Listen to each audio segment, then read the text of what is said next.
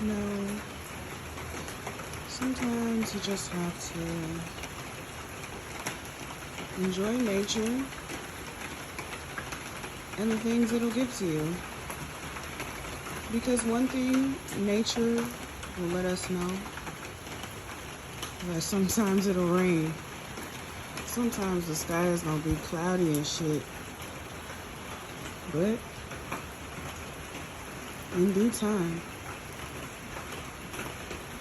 the sun will be out. The rain is very necessary. Helps things grow. But you gotta do your work. You gotta pull your weeds and shit. Cut down the dead shit. See, I gotta cut down some dead shit.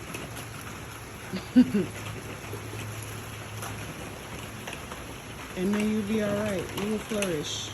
You will flourish. Enjoy the rain. Embrace the rain. Accept the rain. Let it wash you. Let it cleanse you. And let it help you grow. Because we're not going to get through these days with all sun and no rain.